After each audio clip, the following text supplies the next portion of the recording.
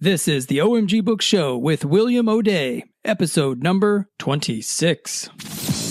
Welcome to the OMG Book Show, where it's all about taking you into the brains of fantastic authors. No scalpels required.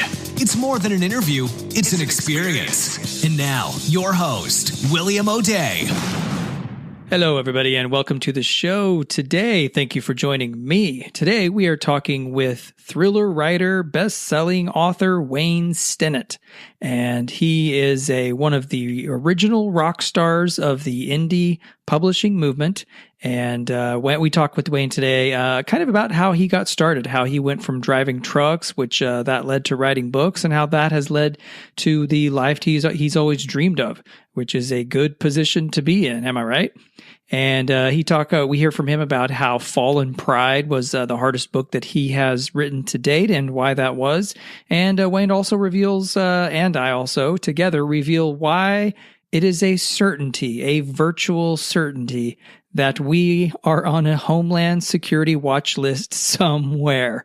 It's true, ladies and gentlemen. We are on that list. I don't know where the list is. I don't know what it's called, but I guarantee if you look down that column of names, Wayne and I are on it somewhere. Hopefully near the bottom, on the less important concerns, like part of the list. And he also talks about his journey as an indie publisher and what's next for him in this stage of his progression.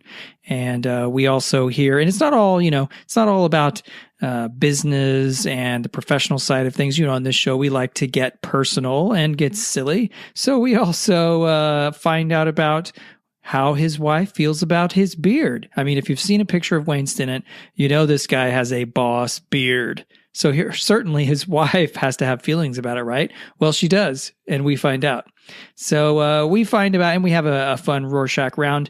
And honestly, I think for the first time in my life, I never thought, or at least I was never sure that this would happen, but I have met someone who loves Jimmy Buffett's songs better than I do.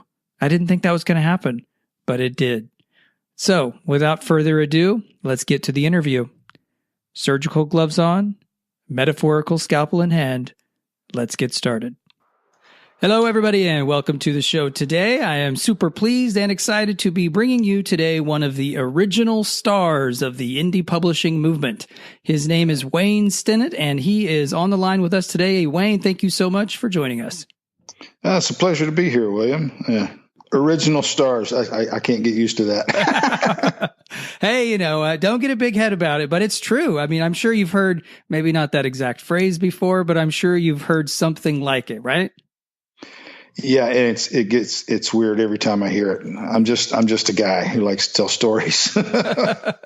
I came into knowing about you, I don't even know now, probably 4 years ago on K-Boards, which is a board, online board that writers frequent.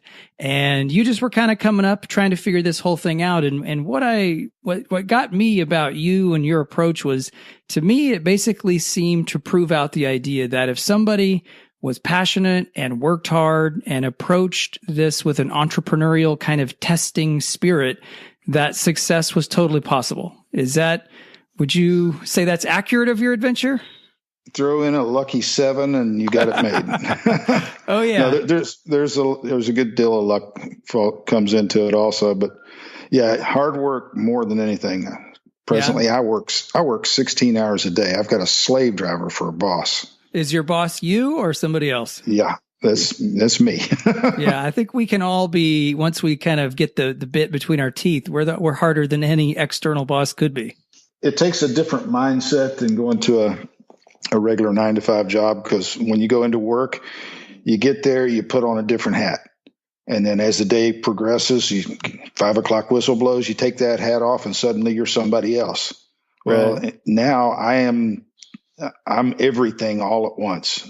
Got to be a jack of all trades, put out fires over here, and then go out and mow the grass, and then put out another fire over here, and then write a little bit. And it's just never ending. It is crazy. Yeah. How do you have or at least do you try to abide by like a set schedule each day, or is it just like freewheeling? Well, for my writing, I've got not a specific time, but I have a specific number of words that I want to write each day. But my goal is 5,000 words per week. Okay. If I can do that all in one day, great. I've got a 6-day weekend. Nice. Usually I do a little bit, 2 or 3 hours of writing every weekday, and then take the weekends off. And so if you hit that 5,000 in 2 days, let's say, then you give yourself the rest of the week off, or do you say like, woohoo, I'm ahead and I'm going to keep trying to be ahead or something like that? Yeah, that's usually the case. I can't stop for a long time. I've got to be telling a story about something.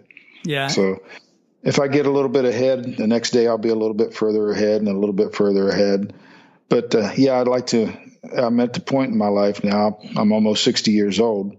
So I want to enjoy a little bit of it now. So I've got me 3 boats and a swimming pool. So we have a lot of fun. Yeah, that sounds like super fun. Which is your favorite of the 3 boats that you have?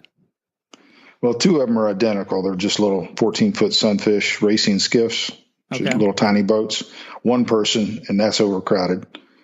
And but I've got a Grady White I call Pescador. Pescador was the dog that belonged to my main character in my books. Okay. And when I retired Pescador from the books, I bought the boat, so the natural name just went right to the boat. Right. And that's, I think, fisherman maybe in Spanish? Yeah. Yeah. And it sounds like you get out and get to do quite a bit of fishing. You're in, I think I read South Carolina. Is that right? South Carolina, yeah. Right. Beaufort, right on the coast. Right on. And what's the typical catch of the day when you head out for a day on the boat? A sunburn and a hangover. Right. That's the guaranteed catch, right? Yeah. I always come back with what I went out for. Oh, very good. I don't do a whole lot of fishing. I take my wife and daughter out, and we go out to one of the barrier islands that's only accessible by boat. And we just anchor up and wade ashore, and we're the only people on the whole island. Wow. We've got the beach 100 yards wide to ourselves. And we just look for seashells and whatever we can find, whatever floats up. Man. So it sounds to me like, well, one, you definitely seem like you work a ton, but you also get a lot of great quality time. So let's go. So this is where you are today, but let's reel it back for folks out there. Where did you get started in storytelling? What got you hooked on it? Well, my daughter and my son-in-law gave me a Kindle about 5 years ago. And I didn't even know what a Kindle was at the time. And I found that there's a lot of really good books out there that were a lot cheaper than all these writers that I've been reading, James Hall, Randy White, and James Patterson and whatnot. And I accidentally discovered indie publishers. And I found a lot of really, really cool writers that wrote a lot of the stories that I like to read. And I thought, man, if these guys can do that, I can do that. I mean, I've got the time. I was a truck driver, and I'd have to shut down for 14 hours a day because I was usually overweight or over length or over height or over width. I hauled oversized loads. And so I'd have to shut down from sunset to sunrise. And in the wintertime, that's 14 hours. And I only sleep 6. So boredom took over, and I started dredging up this character that had been in my mind for ever since the 80s when I tried to write some short stories. And little by little, this idea developed for a book. And so my son-in-law at the time, who gave me the Kindle, he also worked for Amazon. And he fed me little tidbits of information, how to do this, how to do that. And I just gobbled it up, started writing this story. And before I knew it, I was ready to publish it. Big mistake. It hadn't been read by anybody but me. And I'm not. Hey, but since you got it exactly right, that would be fine, right? Yeah, I had no background in creative writing. I flunked English all the way through high school, just barely passing. And I really had no right writing a book. But it sold a couple of copies, and I got kind of excited about it. And then a friend offered to let his wife read it, who's a retired English teacher. She read it, printed it out, and used a red pen and edited my manuscript and mailed it to me, 240 typed pages with the red pen. And I loved it, man. I thought, this is great. So I went through and completely rewrote the book and re-released it just a week before my second book came out. And then the first one sold about 23 copies, and then the second book came out, and both of them sold over 100 to finish the year out in the last 2 weeks. Yeah, that's great. It was eye-opening. So let me ask a quick question about that manuscript you got back in the mail. Like, if you were to, say, put it at a distance of like 10 feet or so, was it as much red as it was white and black, or how did that turn out? Oh, it was horrible, man. It was, I mean, literally had nobody read it. I hadn't even read it. I typed the end and then went to CreateSpace and set it up on CreateSpace and published it. Oh, isn't the beauty of not knowing? It's there's something magical about that. Well, my thinking was paperbacks was where it's at, and ebook, maybe I'll get around to that fad later. Yeah. But I had it published as a paperback only for the first 3 weeks, and then my son-in-law said, "Wayne, the real money's in ebooks now," and he was right. He's a good source to have. But yeah, it was a lot of fun. I wrote the first 5 or 6 books in the sleeper of my truck primarily, and now that I got off the road about it's 4 years ago next month, and been writing full time ever since. Yeah, that's amazing. And you have something like, I think I saw on Amazon, 2 series out now, and like 14, 15 books in one, 3 or 4 in the other. Is that right? I'm starting the 13th book in the original Jesse McDermitt Caribbean Adventure series, and the spinoff Charity Styles Caribbean Thriller series. I'll be publishing the 4th book in less than 2 weeks, 2 weeks from yesterday. That's amazing. Congratulations on such progress over time. Thank you. It's been a lot of fun. Well, one thing I wanted to ask about, and I've noticed just kind of looking through the various pages you have available, is you seem to be really big into tracking the progress of your writing and also sharing that information with fans. What's going on there? Well, I'm kind of a numbers nerd, always have been. Driving a truck, it was fantastic. I'm driving down the road, I pass a mile marker, I know exactly where I'm at and how far I've got to go and how much fuel I need to get there, what time I'm going to, and it's all done in my head. So numbers have always been really good to me. So I figured out that to maintain the same speed and trajectory, I need to release 3 books a year. Okay. That's one book every 4 months without fail. So I set it up to, I basically picked the 3 days that I wanted to publish, and then just backed up from there and picked the first day that I needed to write. At 5,000 words per week, that's 70,000 word novels, going to take X number of weeks. So then you put in the vacation time and the holidays and kids' birthdays and everything. And then you back that start date up each time you do that. And then you have three months of writing time, 1 month of editing and publishing, getting it ready, and then you start on the next book. And are you completely finished with like one book before you move on to kind of starting to work on the next one? No, usually I'll get the idea for the next book while I'm writing the book, while I'm getting close to the end. Okay. And so I'll jump over and open a new document, and I'll transfer a few notes over there just to get it kick-started. Then a real good opening scene will come into my mind, and I'll start writing the opening scene. And the opening scene usually is 500 words. Takes me 2 or 3 weeks to write.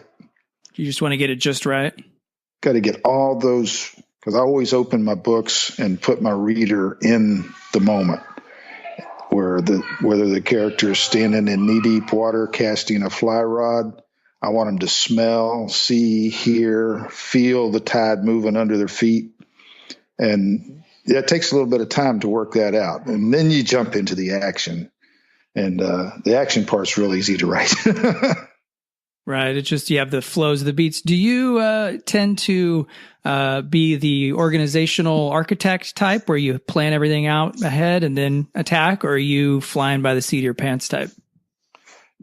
Completely by the seat of my pants. The only thing that I pick, or the only thing that I create an outline, is the destination, where this book's going to take place, the primary location.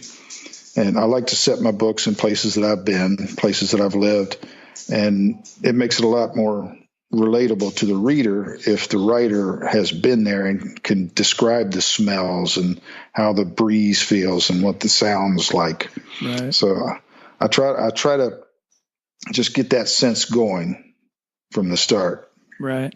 And you've, I'm just reading your bio, you have lived in some amazing places, places basically people go to for vacations. It sounds like you've lived in a lot of those places. Yeah, I lived in the Keys for a while, lived aboard my boat, and lived in Cozumel for a little while. So I was a dive master in my younger days. Well, I guess I still am, but I was a paid dive master back then. Right. And I worked on Andros Island in the Bahamas for AUTEC, and to keep back to the Keys again, worked out in Colorado in construction for a while. So I've got around a little bit. Very cool. What's the coolest thing you've seen scuba diving in your career? Oh, I love eagle rays. Anytime you see an eagle ray, they're spectacular looking. Because they're pelagic fish. So that you don't usually see them on the reefs where divers go. Occasionally they'll cruise in and cruise the reef and then they disappear. But when you see one, you're only going to see it for a few seconds and it's going to go back out in the ocean. Oh, wow. Those and manta rays, I've always loved rays. They just look like slow motion fighter planes flying through the water. Yeah, they are beautiful. Have you ever heard of, my wife and I visited Kona Island in Hawaii. I don't know, it's probably 8 years ago now, but they have a little thing where you can go scuba dive. It's probably, I think it was 50 feet, 40 feet down. And they set up lights, which at night draw the plankton. And then of course the plankton eventually draw the manta rays. And so we ended up with, man, I don't even know. It was like 12 or 13, about 10 to 14 foot wingspan manta rays, all just, they look like aliens. I thought I was on a different planet. It was amazing. Yeah, the way they swoop and do it like a loop right through the whole swarm of krill. Yeah. That's unbelievable. It is. And what I was surprised too about was they're not, I mean, one, obviously they don't have any fear of people, I guess, because hopefully, nobody's messing around with them, but they're not careful about how they move. Like I got knocked not completely over because you're in water, but they like bump all into you and they've got a lot of mass behind them. I was like, whoa. Yeah. Full grown manta ray, 14-foot wingspan. You're talking about a fish that weighs about 1,000 pounds. Wow. Yeah. You don't want to stand right next to an elephant when he's feeding, do you? No, that would be bad. They're really big. Yeah, beautiful creatures. Well, of all those places that you have spent time and lived, what do you have a favorite of them? Does any of them stand above the others? Oh, the Florida Keys, obviously. I mean, it's the only tropical destination in the United States you can drive to. Yeah. No. The only coral reef in the United States that you can drive to and get in a boat. Well, you don't even have to get in a boat in some places. You can snorkel, you can swim out to a lot of the reefs. But I love the people there. I love the climate is just beautiful year round. And some of the old conch houses down in Key West. It's just an amazing place. It is. And what is it? I wonder sometimes, when you go to the Keys and islands, that kind of that lifestyle, there's just a whole different sort of vibe that permeates everything. And sometimes I wonder is it the island, doing this to the people, or is this attract the type of people that then kind of fill out the island, I think it's a little bit of both. That kind of setting is going to attract a certain kind of people, a lot of the artsy kind of people. There's a lot of writers, a lot of artists, a lot of sculptors that live in the Keys. And that bohemian lifestyle attracts that certain group of people. And then other people, just regular, Joe Schmuckatelli that works in the foundry up in Pennsylvania, he comes down to the Keys and sees it for the first time, and he slowly morphs into this bohemian lifestyle and ends up selling everything and living on a boat. That was me, by the way. Yeah, I think, well, maybe I was younger, but I lived on a boat. It wasn't all the way down in the Keys, but in Biscayne Bay for a year way back in the day. And that was, man, gorgeous. Go out. Biscayne Bay is getting more and more pretty every day. They're really starting to clean it up. It looks wonderful now. Yeah, that's good news, because there was, and maybe it's not as much of a problem, but back when I was down there, they had little shrimping trawlers out there that were, while, they provided business and lifestyle for people, they were also just decimating the ocean floor there. Yeah, one of my books takes place right there in Stillsville. Oh, very cool. That was a lot of fun writing. Do you say Caribbean or Caribbean? Which one's right? They're both right. It just depends on, I don't know. I don't think it depends on where you're from even. I say Caribbean, you say Caribbean. Okay. It's like tomato and tomato. All right. That makes sense.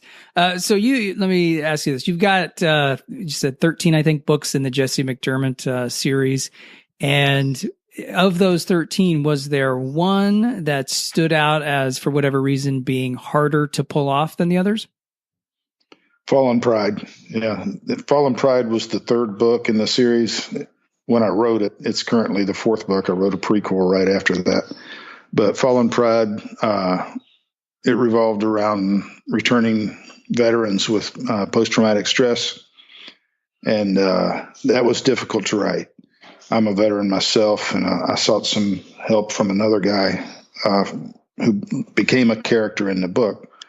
And he had just returned from Afghanistan and just gotten out of the Marine Corps. So I sat down and talked with him for a while, and we went back and forth over what his character was going to be and how it was going to be, how he was going to develop and everything.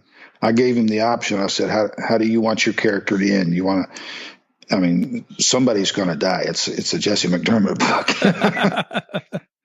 And he said, I want to go out in the flame of glory. Oh, so yeah. He saved a lot of people. Very cool. It was a really difficult book to write. It brought up a lot of bad times and bad things for both of us. Yeah, what those guys and gals deal with on returning home after service. Yeah, and right from the start, before I even started writing the book, my wife and I sat down and we talked about it, and I just barely. Well, I hadn't even replaced my income yet. I think I was making $2,000 a month, something like that. But it was a good second income. And we decided right from the start that half of the royalties from the sale of this book are going to be donated to veterans charities. That's awesome. With the idea that I write a couple of more books and maybe make some more money and donate all from that book. So since it was written, we've donated about $75,000 to several different veterans charities. That's amazing. And is that still what you do going forward? Like all the revenue from that goes to the charities, or was that for a period of time? Yeah. All the sales revenue from Fallen Pride has been donated to charities since day one. That is absolutely amazing. Right now I split it between Veterans Writing Project. It's a 401c3 nonprofit that brings veterans together with authors and gets these guys to write about their experiences, not just for therapy, but also as a way to make some money. Right. And that's working out real good. And the other one is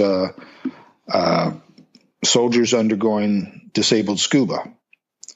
With returning soldiers, well, not just soldiers, but military, who have lost limbs or suffered traumatic brain injury, things like this, debilitating injuries, and we take them out scuba diving in Puerto Rico.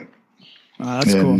That's a really, really, one of these days I'm going to get down there and go diving with them. I really want to do that.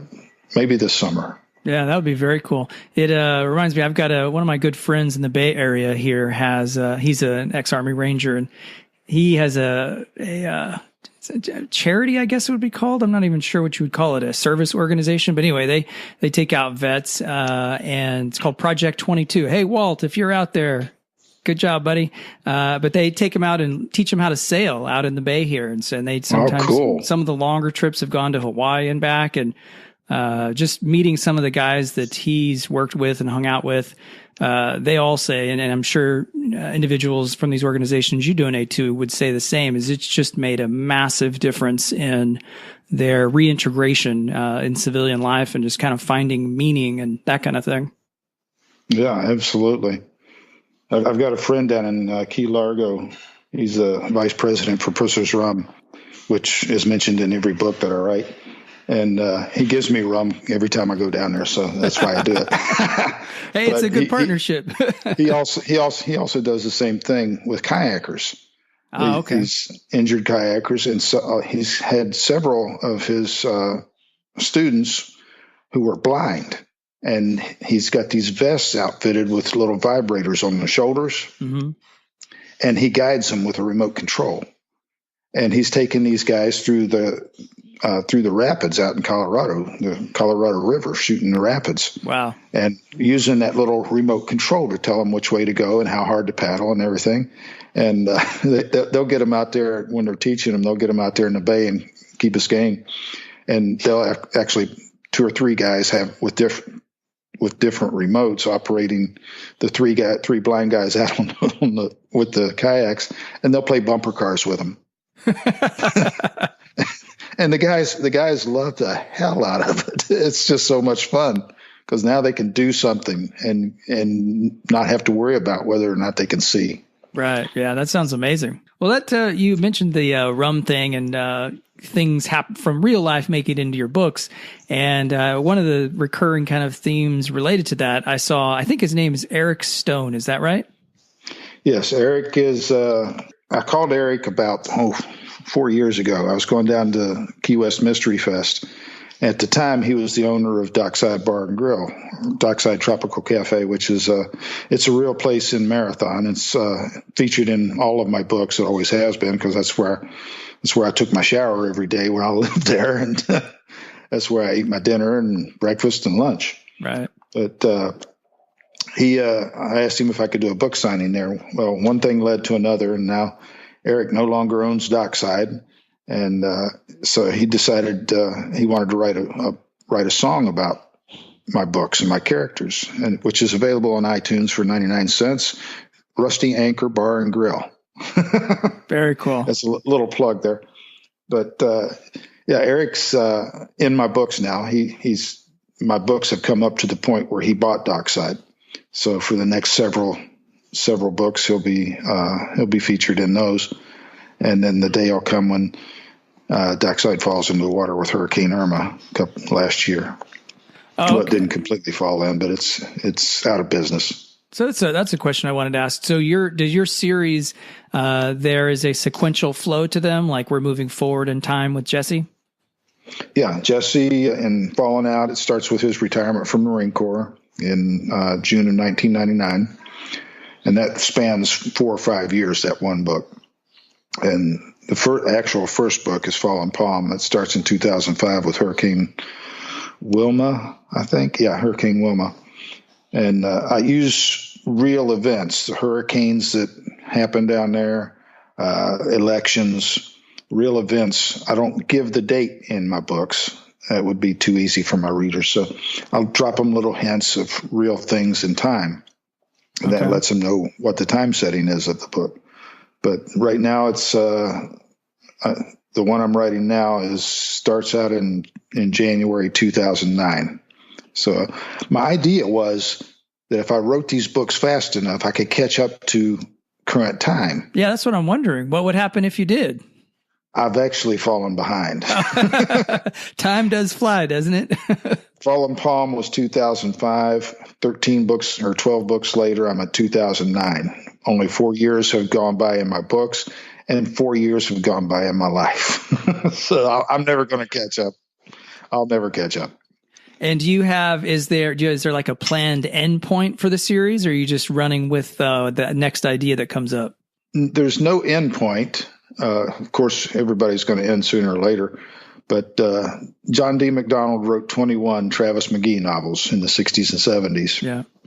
And that was the first series that I really got hooked on. And I've read every single one of those books at least half a dozen times. And then Randy Wayne White, he's over on the west coast of Florida. He's written now 23 or 24 Doc Ford novels. That's amazing. And James Hall, I think, is on about 14 or 15 novels with his character Thorn. So all these characters and these writers, they've influenced me for so long, John McDonald especially. And they don't seem to have an end in sight, so I'm just doing what they do. Very cool. My dad told me when I was little, he said, son, if you want to succeed at anything, find somebody who's being successful at it and just do what they do. So Randy, if you're out there, I'm copying. That's why I have a Charity Styles series, is because Randy has a spinoff Hannah Smith series. And when he did that, I figured, well, I better do that too. That's good. It really is. I mean, it's great advice, and identifying someone who's a few steps ahead of you, and just trying to place your feet in the same footsteps that's key. Randy's a phenomenal writer. He knows his character. He knows his area, his setting, everything about it. He knows it so well. These are real people to him. And my characters have become just as real to me. And I hope that I'm half the writer he is. I know I'll never be close to John McDonald, but I like to tell the stories that he likes to tell. I hope to get some of that, Fallout audience. Well, from what I've read of the reviews of your books, I think you've got a dedicated audience of your own, it sounds like. Yeah, they seem to be a very loyal crowd. I get a lot of traffic on my Facebook page and on my website and email. And here we pause the show for a minute while we have our mid-show matinee. So this is a brand new segment of the show, and it's my version of a brought to you by type of commercial. And that's because while I love interviewing authors, I am also an author myself. And I've got a new book coming out in the next couple of weeks called Soul Survivor. And if you are into thrillers, post-apocalyptic, mysteries, or sci-fi, you are going to love it. The quick blurb: alone in the wilderness, the last to quit wins $1 million. Finding shelter, water, and food is only the beginning because the wilderness is crawling with Kodiak brown bears. But when political tensions between the United States and China begin to boil over, the dangers of the island might be the least of their problems. It's the toughest challenge of their lives until it isn't. Survival isn't a game anymore.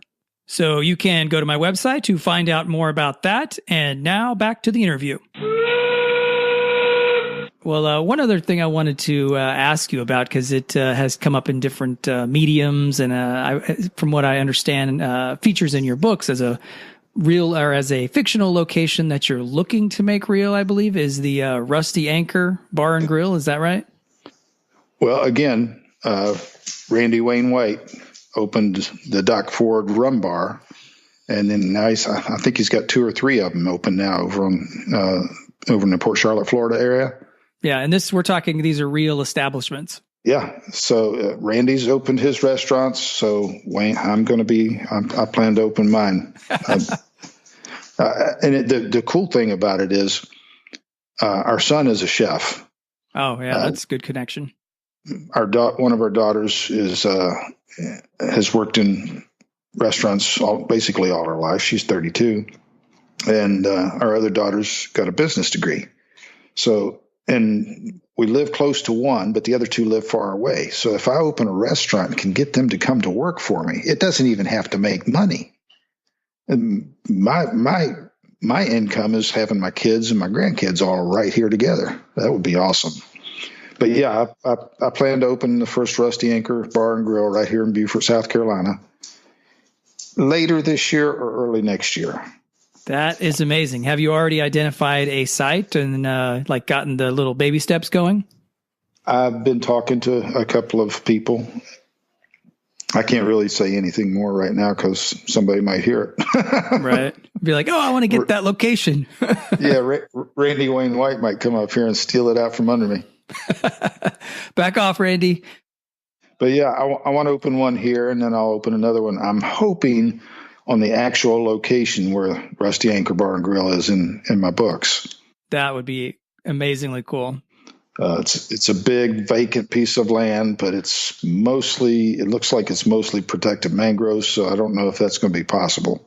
But maybe there'll be some place close by there that I could actually use. Right. And then if you, if not when you open up your first iteration of this restaurant, if there's a jukebox or, some kind of mechanism where people can choose songs, is there going to be any Taylor Swift options on that thing? I kind of doubt that. No, there'll be a lot of Eric Stone, a lot of Jimmy Buffett, a lot of Boat Drunks, Scott Kirby. Right now, I'm part of Pyrate Radio, and it's a radio station for boaters and the beach lifestyle. And so it's that kind of music would be about the only thing you'll find on my jukebox. I suspected it might be that way. I listened to Pirate Radio on your website for a while last night, and I had a good time. But what I was trying to figure out, like, what do you guys program it, like, and then let it play, or I didn't understand quite how all that worked. It's all up in the cloud. I don't understand it either. It's way beyond my technology pay grade. But my friend and owner Dan Horn, his son is an absolute technological guru when it comes to anything communications. He set up the broadband service for the entire Florida Keys and then sold it to AT&T. Oh, wow. And for 8 figures. Yeah, I'm sure. But right now it's streaming online, and we have 80 repeaters and a whole bunch of FM stations all throughout the country, all over the world. And mostly in the Caribbean. You can actually go from the coast of Venezuela up through the Leeward Islands to the BVI, all the way across to Puerto Rico and up through the Bahamas. And you can change stations and pick up exactly where you left off. Same song, exactly the same programming all the way for 1,500, 2,000 miles. That's insanely cool. I had no idea. I thought it was just like an online thing that might be like running out of a server in your basement or something, but this is a way more grandiose thing.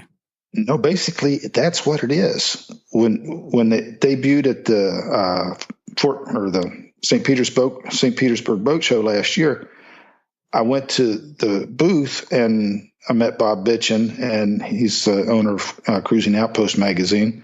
And I asked him where Dan was, and he says, "Oh, he's out probably at the bar." I said, "Well, where they got the radio set up?" And he says, "It's right over here." And it was a little box, it's about the size of a Kindle. Wow! But it's got a whole bunch of dials and knobs on it, and that's it. And it was connected through the Wi-Fi and connects to the main server in the cloud, and broadcasts all over the world. Isn't that crazy? That's the world we're living in. Yeah. We had one of the Pirate Radio guys. He was walking around with a microphone and had the actual radio station on his belt. What used to be a great big van parked in the parking lot with a big satellite dish, he carries on his belt. And it's a little box no bigger than a cell phone. Man, we're living in the future, people. It is insane. I mean, I'm almost 60. I said that. And I grew up listening to radio. And we didn't have TV until mid-'60s. Not that TV wasn't invented. Obviously it was, but we didn't have one because we were poor West Virginia hillbillies. But we didn't get our first TV until 1964. And then we got a color TV in 1968. And I've seen airplanes go from, piston engines to jet engines to putting a man on the moon. I lived right there on the Space Coast watching all this happen. It's just not so much the technology has advanced, but the rate of the advance is advancing. Yeah. I mean, kids are growing up now learning more by the time they're 5 years old than, college educated professors knew in just 20 or 30 years ago. So as far as the technology, I mean, it's unbelievable. There's nothing that you can't dream, that you can't achieve. It's right there in front of you. Yeah, the resources. Totally. Yeah, it's one of the things I was just writing a couple of days ago and ran into, a topic I didn't know much about. I think this was when I was writing about skyscrapers, like some of the biggest ones out there. And they're planning like a mile-high skyscraper in Japan right now. and they say it's feasible and it's going to happen or something. And it just seems wild. But what struck me about it was like back in the day, writers, if they didn't know about something like, I don't know, you like hop in your, Chevelle and head to the library and do research for a week. Now I'm just like skyscraper, Google, blah, ba-ding, ba-ding, ba-ding. And like in 5 minutes, I've learned like as much as I possibly would want to know about it, Yeah. In Fallen Pride, Jesse McDermitt takes the president of the United States fishing. Oh, that's cool. And at the same time, this is the one where my friend acts as the hero, and he ends up getting blown up by an IED, a homemade bomb. So I'm doing research on the easiest egresses to the White House, to the West Wing of the White House. You've been flagged, Wayne. And at the same time, I've got another page open where I'm doing research on, the heat rate of C4 and how much of it do I need and how many nails do I have to put in it to kill everybody in a 200 yard radius. So I know I've been flagged. This is just straight up on Google. I hope the powers that be, the NSA or whoever's monitoring this stuff, also through Facebook profiles or whatever, fully see and understand that we're just writers researching stuff. Like on a similar note, I was researching nuclear weapons and fallout radiuses and Shanghai as a location and all that kind of stuff. And I'm like, to the outside observer, this is really disturbing research to be doing. It is. But the thing is, it's kind of tame compared to what some other people are looking at on the internet. Well, that's true too. There is some weird people out there, man. Yeah, there is. And the internet brings you at least in possible contact with all of them. Yeah. You have to be very careful where you step. Well, one thing I wanted to ask you about is just kind of reflecting on the developing career. And it sounds like you've just got all kinds of coals in the fire, which is pretty cool. Another one of those that I saw was, I think it was called Down Island Press. Is that right? That's Down Island Press is my publisher. It's a limited liability company filing as a subchapter S, and it's owned by myself and my wife. And we just opened our first office in Beaufort. We're on the third floor of the Ladies Island Marina with a great view of the marsh and the intercoastal waterway in downtown Beaufort. And that's where I'll be writing from now on. And I hope to expand it to start publishing other authors and do small workshops and classes. It's a nice size office, almost 1,000 square feet. And I think it'd be just an ideal place to have little tutorials and classes and stuff, and eventually move it into a real publishing company and publish, start out real slow, just like I started out. Because so many of us, I know just about everybody that's going to be listening to this struggles with the marketing concepts and the actual publishing and the nuts and bolts of it. And all they want to do is write. Yeah. But if they go to the big publishing houses, they don't even give them a second glance. And 99 times out of 100, they don't even get a rejection letter. They're just ignored. Well, there's got to be something in between. The big publishing houses, which are taking 75 to 80% of your money, and they're not really doing anything other than what you can do yourself, but you don't want to do it. Okay, here's this guy in the middle, Down Island Press. He'll do the same thing, and he'll give you 80% or 75%, and just take a pittance just to cover the cost. Right. So that's something I want to look at in 2019.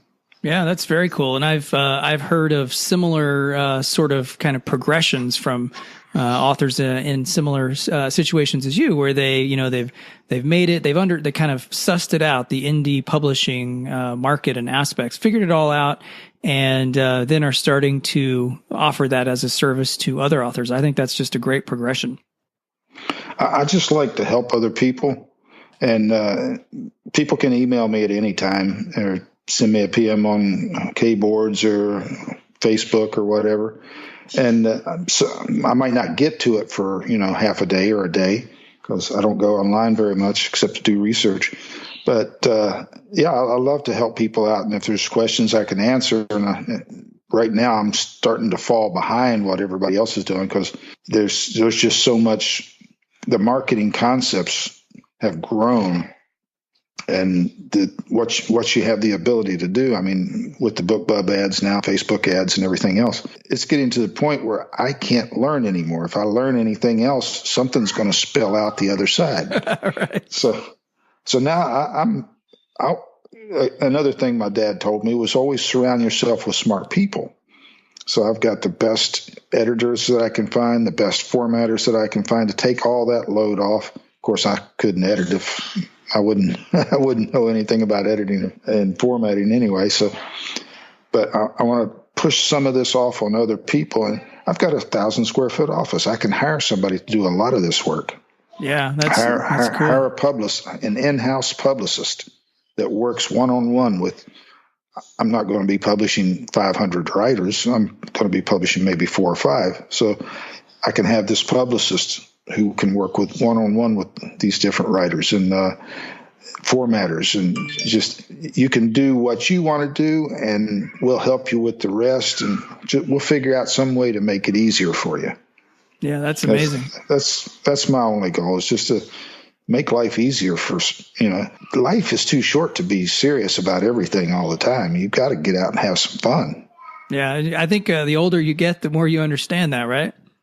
Absolutely. Now I'm at the point now where I can't do the things that I used. I can't surf anymore. That's out of the question. But I can still scuba dive, and there's a lot of activities that I want to do that were on my bucket list, and now I'm doing them. I'm learning how to play guitar. That's something I never figured I'd be able to do, and now I'm doing it because I've got that kind of time. And time is more important than the money, I think. To have the time to be able to do the things you want to do and have enough money to take care of things that need to be done. Yeah, absolutely. Well, one of the things, speaking of getting older and dealing with all that, I had 2 kind of questions about that. One was to you personally, and one was about the book. I was wondering, like, Jesse McDermitt, so he is growing older in the series, but is there going to be a time where he's starting to deal with, all of the usual stuff of getting older, like waking up and feeling the aches and pains and, like not being able to eat everything you might want to eat or that kind of thing? I'm glad you asked that question because in about 3 or 4 weeks, my narrator, Nick Sullivan, is releasing his first sea adventure. It takes place in the ABCs off of the coast of Venezuela, the Dutch Antilles. Yeah. And his main character is a dive master. Well, towards the end of the book, something happens, and he and his friends end up floating in the water, hanging on to what's left of a boat. Okay. And here comes this slow trawler just inching up to him, and finally pulls it up and throws him a ring and pulls him aboard. And he identifies himself as Stretch Buchanan, which is Jesse McDermitt's alias when he goes undercover. Ah, okay. And this is set in present time. My books are 2009. This is set in 2018. So Jesse's now 57 years old, and he's really starting to show some age. So that's where I'm aiming towards. I helped Nick develop that little part of that. And it's only a few paragraphs right towards the end of the book, but I love how he weaved not just Jesse into this, but a boat that I was looking at buying, and he does it with such finesse. It's just perfect. So this is the character that he's writing about. That's what I'm aiming Jesse for 9 years from now. That is totally cool. That's one of the things I love about the freedom of the indie movement is just being able to have little, and then they can scale from small to large, but just different little collaborations like that weave together different worlds. Yeah. You'll find Jesse in, I think 3 of Stephen Becker's books, 3 or 4 of his Mac Travis books. I mean, Mac Travis lives on an island just north of Big Pine Key. Jesse lives on an island just northeast of Big Pine Key. They live 4 miles apart. They're both about the same age, and they both make their living from the water. So they obviously would at least know of each other. Right. So we decided let's have them bump into each other now and then. So they just bump it. Hey, Mac, how you doing? Hey, Jesse, how's it going? It's just those little passing, and they might sit at a bar and have a beer together. And in my latest one, Mac comes to Jesse and asks him if he could fly him out to where he found an emergency beacon that was stolen from his boat. And so Jesse, yeah, sure, jump in the plane. He's got a 1953 de Havilland Beaver float plane. So he flies him out there, lands on the water. They get shot at, drops him off. He flies off, and that part of the book's over. That's it. He got shot at, and then I move on to the main plot. Right. But that little interjection with Jesse helping Mac is one of the big parts of Steve's plot, and actually helps him to solve the mystery. So it's a lot of fun weaving these characters in. I'm actually a character in Don Lee McKenna's first book, Low Tide, and she's a character in one of my books where she was a Key West psychic. So just intermingling these characters, and people will read it and say, "Oh man, I know this guy. I know that guy," and they get such a sense of enjoyment. I get a charge out of it when I read things like that.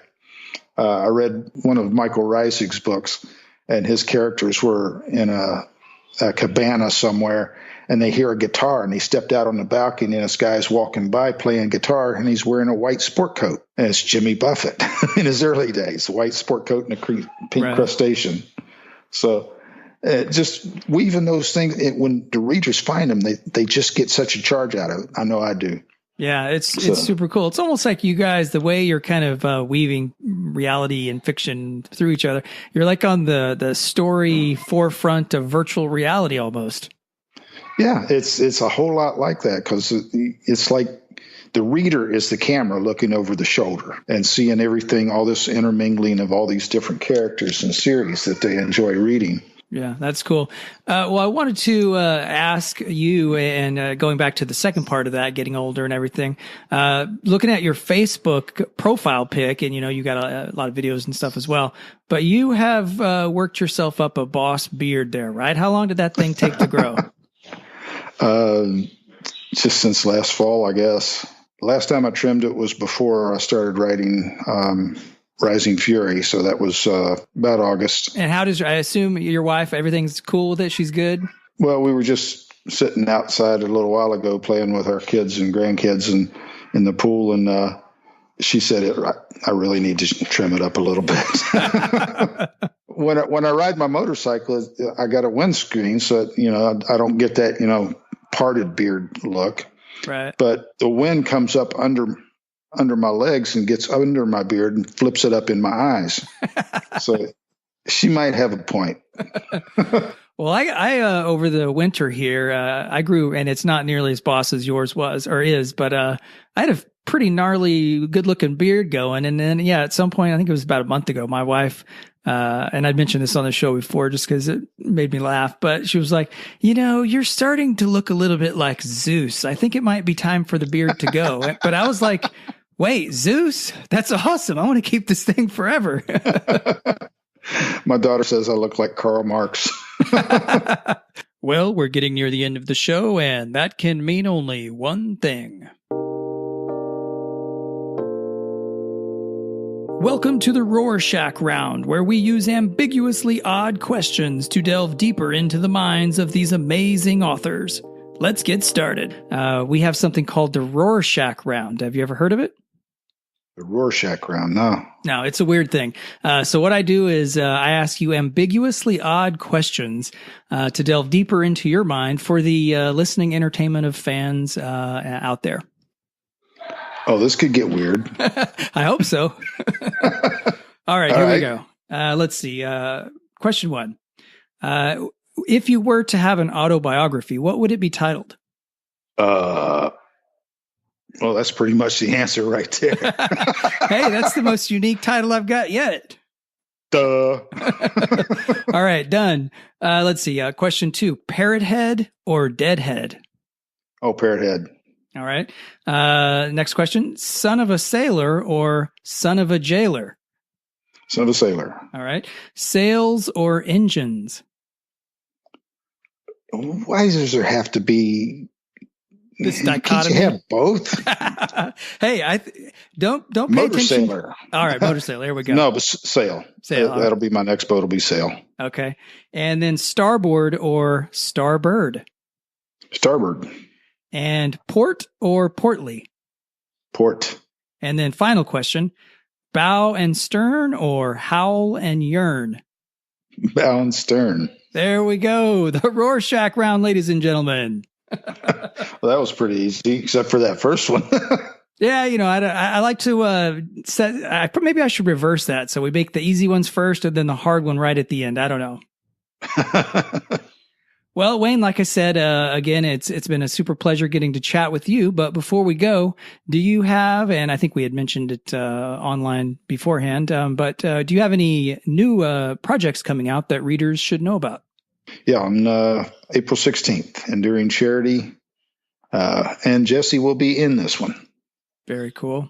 And then if folks want to find out more about you and what you do, where are some good places to look? www.waynestinnett.com. From there, you can get anywhere else. It's got my Facebook and Twitter and everything else there. And you can go to my ship store and buy T-shirts and mugs and whatnot.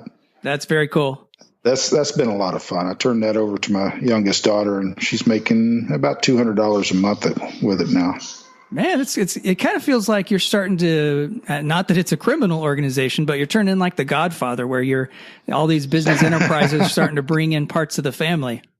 Man, it's like spinning plate. You see the guy spinning the plates, and you got to move back and forth real quick. Yeah. It's getting to really be like that.